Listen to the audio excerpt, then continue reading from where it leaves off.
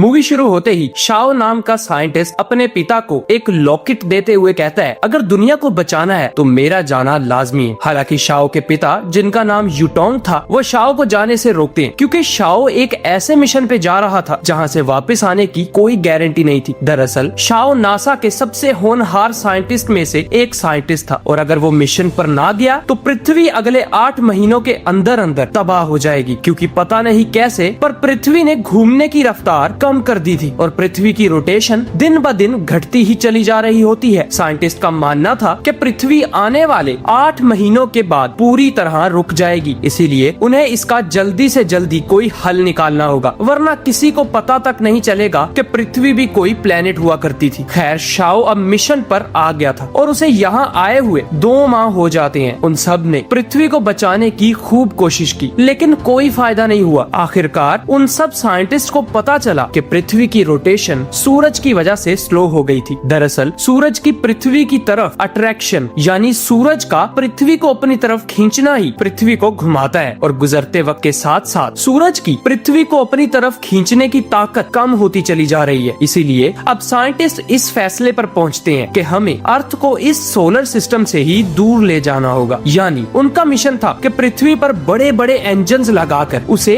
एक ही दिशा में धक्का दे और पृथ्वी को अपने सूरज से दूर जाकर किसी दूसरे सूरज के इर्द गिर्द पृथ्वी को छोड़ दिया जाए। ये आइडिया शाओ का ही था, इसीलिए शाओ अब उतनी देर तक स्पेस में रहेगा जितनी देर तक ये मिशन पूरा नहीं हो जाता। इस मिशन के अंदर काफी ज्यादा खतरा था, अगर छोटी सी भी गलती हुई तो समझो पृथ्वी के चीथड़े चीथड़े हो जाएंगे। अब जैसे ही सूरज पृथ्वी से दूर हो जाएगा तो पृथ्वी पर टेम्परेचर बहुत ज्यादा गिरने वाला था, जिससे बचने के लिए सभी गवर्नमेंट ने मिलकर एक ही गवर्नमेंट बनाई, जिसका नाम रखा यूनाइटेड गवर्नमेंट। यूनाइटेड गवर्नमेंट ने सब लोगों की सुरक्षा के लिए अंडरग्राउंड बंकर बना रखे थे, जहां सब लोग बिल्कुल उसी तरह जिंदगी गुजार सकते हैं जैसे वो अर्थ की जमीन पर गुजार रहे थे। वहाँ सब लोगों के लिए सारी फैसिलिटीज मौजूद थी, यहाँ तक कि सब लोगों के बच्चे स्कूल कॉलेजेस तक भी जा सकते थे। पृथ्वी को सूरज से दूर ले जाने के लिए अर्थ पर बड़े बड़े इंजन्स बनाए गए, जिनका नाम रखा गया अर्थ इंजन्स, जो पृथ्वी को धकेल कर दूसरे सोलर सिस्टम में ले जा रहे होते हैं। उन सब का मिशन बिल्कुल ठीक जा रहा था और चलते चलते उनको 12 साल हो जाते हैं। उनको बस 3 साल तक का और इंतजार करना था, जिसके बाद उनकी पृथ्वी 7 वाले सोलर सिस्टम में पहुंच जाएगी। अब हम देखते हैं शाओ के बेटे को, जिसका नाम होता है ली। वो अपने बाबा की तरह ही जीनियस था, लेकिन वो अपने डैड से बहुत ज्यादा नफरत करता था, क्योंकि उसके डैड उनसे 12 साल के अंदर एक बार भी मिलने नहीं आए। और तो और वो जब भी फोन करते थे, ली कभी भी उनका फोन नहीं पिक करता था। वो हर रोज की तरह ही अपने बंकर में उठा और बाहर निकलते ही अपने एरिया की पावर को काट दिया और स्कूल में से एक लड़की को भगाकर अपने साथ बाहर ले आया। वो लड़की ली के ग्रैंडपा यानी यूटोंग ने अडॉप्ट की थी और आज वो सबसे छुपकर ऊपर जमीन पर जाने वाले थे। जब से ये मिशन स्टार्ट हुआ था तब से लेके अब तक ली अपनी लाइफ में पहली बार जमीन को देखने के लिए बहुत एक्साइटेड था। अब उनको बस ऊपर जाने के लिए परमिट चाहिए होता है, लेकिन ली अपनी बहन इजी को लेकर वो सूट चुरा लाता है, जिसके बिना आप जमीन पर नहीं जा सकते, यानी कि वो सूट ही एक किस्म का परमिट होता है। खैर, वो जिनसे सूट चुरा कर लाया था वो भी उनके पीछे ही थे, लेकिन ली और इजी ऊपर जाने वाले सोल्जर्स के अंदर आकर खड़े हो जाते हैं, जिससे उनके पीछे पड़े हुए वो लोग उन्हें कुछ नहीं कहते, क्योंकि उन लोगों ने भी वो सूट सोल्जर से ही चुराया था। खैर, अब उन सब की चेकिंग की जाती है और सब कुछ ठीक होने पर उनको एक लिफ्ट में भेज दिया गया। वो लिफ्ट उनको ऊपर ले जा रही थी। जैसे जैसे वो ऊपर जाते गए वैसे वैसे उन्होंने देखा कि अब पृथ्वी तो बर्फ से ढकी पड़ी है, क्योंकि सूरज से दूर हुए पृथ्वी को 12 साल बीत गए थे। खैर, अब वो पृथ्वी की सतह पर आ जाते हैं। बाहर आते ही वो ये देख हैरान रह गए, क्योंकि वो तो अब तक एक बड़े स्पेस इंजन के नीचे ही जिंदगी गुजार रहे थे। जमीन पर चलने के लिए यूनाइटेड गवर्नमेंट ने बड़े बड़े और मजबूत तरीन ट्रक्स बना रखे थे। ली और इजी भी एक ट्रक में एंटर हो गए, क्योंकि उनके पास उनके ग्रैंडपा का पास था। ली वैसे तो ये ट्रक पहली बार चला रहा होता है, लेकिन वो जीनियस होने के साथ साथ एक अच्छा ड्राइवर भी था, इसीलिए वो 2-3 बार टकराने के बाद चलाने में माहिर हो गया। लेकिन वो दोनों और भी ज्यादा अर्थ को एक्सप्लोर कर पाते, इससे पहले ही पुलिस ऑफिसर्स ने उनको पकड़कर जेल में बंद कर दिया। यहाँ ऊपर हम देखते हैं शाओ को, जो कल 12 सालों में पहली मर्तबा अपने पिता और बेटे के पास पृथ्वी पर वापस जाने वाला था। वो इस बात पर बहुत ज्यादा खुश होता है उसके इस बात पर, और शाओ की अपने घर से दूर रहने की बहादुरी के लिए सब क्रू मेंबर्स उसको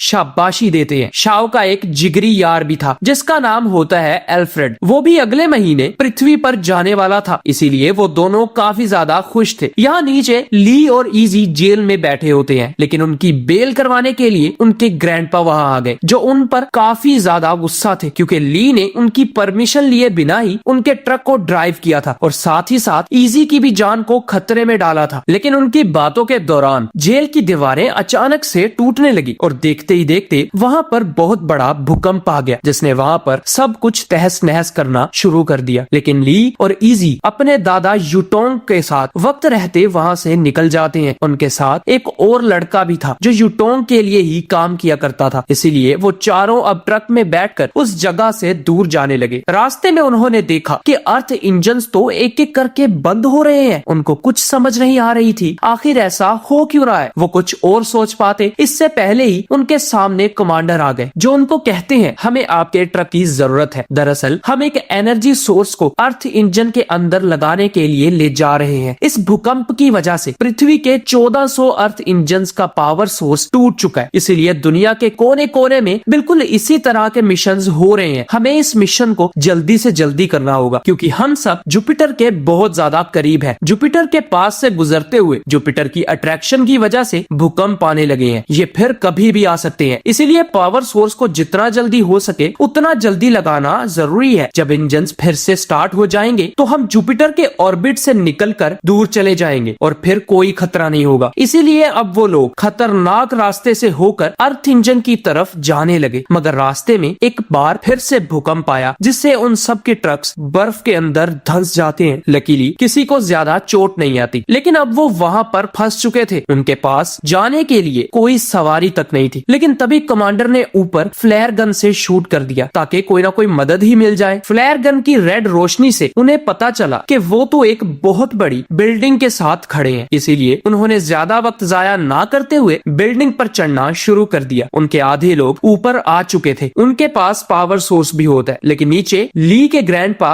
और एक और सोल्जर मौजूद थे जो अभी भी ऊपर ही आते जा रहे थे। मगर वही भूकंप फिर से आया जिससे अब लिफ्ट उनके ऊपर गिरने वाली थी। ग्रैंडपा ने वक्त रहते अपने आप को एक कमरे में फेंक दिया, लेकिन वो सोल्जर बेचारा अपने आप को बचा नहीं पाता और लिफ्ट के साथ ही नीचे गिर के मारा जाता है। मगर हम देखते हैं कि यूटोंग के गिरने की वजह से उसके सूट में जगह जगह सुराख हो गए हैं जिससे उनकी ऑक्सीजन अब खत्म ही होने वाली थी। वो अपने पोतों को अलविदा कहकर अपने हेलमेट को उतार देते हैं, जिस वजह से वो बेचारे ठंड में ही एक लम्हे से पहले ही जमकर मारे गए। ऊपर खड़े ली और इजी ने भी ग्रैंडपा के लिए बहुत आंसू बहाए, लेकिन ली को कमांडर पर बहुत ज्यादा गुस्सा आता है क्योंकि उसी के मिशन की वजह से अब यूटोंग जिंदा नहीं था, जिसके चलते उनकी आपस में लड़ाई हो जाती है। लेकिन ली कमांडर से जीत नहीं पाता, इसीलिए वो कमांडर को छोड़कर वापस अपने घर जाने लगा। वापस चलते चलते उनको एक ट्रक दिखाई दिया। अंदर जाने पर उन्हें एक साइंटिस्ट भी मिलता है जो बहुत ज्यादा डरा सहमा हुआ था क्योंकि उसे पता था कि पृथ्वी जुपिटर के काफी करीब आ चुकी है, इसीलिए चाहे वो पावर सोर्स को अर्थ इंजन में लगा भी दे फिर भी वो जुपिटर से टकराने ही वाले हैं। लेकिन फिर भी ली चाहता था कि इंसानियत अपनी आखिरी कोशिश जरूर करे। किसी को अंदाजा तक नहीं था कि हालात एक ही झटके में आखिर इतने ज्यादा बदल जाएंगे। लेकिन तभी ली ने देखा कि वो ट्रक चलने की हालत में है, इसलिए वो ट्रक को लेकर कमांडर के पास आ गया और ली ने कमांडर से कहा चलो पावर सोर्स को वापस लगाते हैं, जिस पर अब वो ऐसा ही करते हैं और उनके देखते ही देखते सारे इंजन फिर से स्टार्ट हो गए थे और सब इंजन दोबारा से अर्थ को जुपिटर से दूर धकेलना शुरू कर देते हैं। लेकिन तब वो लोग अब तक का सबसे खौफनाक नजारा देखते हैं। उन्होंने देखा कि जुपिटर तो बस पृथ्वी को निगलने ही वाला है और सारे अर्थ इंजन मिलकर भी पृथ्वी को जुपिटर से दूर नहीं भेज सकते। इसीलिए अब सारे लोगों की उम्मीदें टूट गई थी। कुछ ही देर पहले उनके पास जो उम्मीद थी अब वो किसी काम की नहीं थी। सब लोग दंगा फसाद करने पर उतर गए थे। पृथ्वी की अंडरग्राउंड चीजें तबाह कर दी जाती हैं। सब लोग ना चाहते हुए भी अपनी मौत को कबूल करने लगे। लेकिन ऊपर स्पेस स्टेशन के अंदर शाओ को एक आइडिया आया जिससे अभी भी पृथ्वी को बचाया जा सकता था। लेकिन उनका पृथ्वी से कांटेक्ट नहीं हो पा रहा था क्योंकि अर्थ पर काफी तोड़फोड़ हो चुकी थी। इसीलिए जब स्पेस स्टेशन के सभी लोग सो रहे थे तभी शाओ और उसका दोस्त एल्फ्रेड नीचे अर्थ पर आने लगे, लेकिन स्पेसशिप उन्हें ऐसा करने नहीं देती। इसीलिए उन्होंने स्पेसशिप से से बाहर आकर एयरलॉक में जाने का फैसला किया, जिससे वो सीधा पृथ्वी पर आ सकते थे। अब रास्ते में उन दोनों को काफी मुश्किलें आई, मगर वो किसी तरह हर बार बच ही जाते हैं। लेकिन अब एल्फ्रेड जरा जल्दबाजी कर देता है और देखते ही देखते रोटेटिंग व्हील में टकरा गया, जिससे उस बेचारे का सूट रप्चर होकर हर जगह से लीक होने लगा और एल्फ्रेड बेचारा मारा जाता है। शाओ ये देख काफी दुखी हो चुका था, लेकिन वो अपने आप पर काबू पाने के बाद एयरलॉक तक पहुंच ही गया, जहां पर उसने एक आखिरी बार पृथ्वी से कांटेक्ट करने की कोशिश की, मगर उसका भी कोई फायदा ना हुआ, क्योंकि स्पेसशिप खुद ही चाहता था कि पृथ्वी से उसका कांटेक्ट ना हो। इसीलिए स्पेसशिप का एआई सभी कम्युनिकेशन लाइंस को बंद कर देता है। अब अचानक से पृथ्वी और स्पेस स्टेशन दोनों पर एक अनाउंसमेंट होती है, जहां ये कहा जाता है कि हमने नहीं सोचा था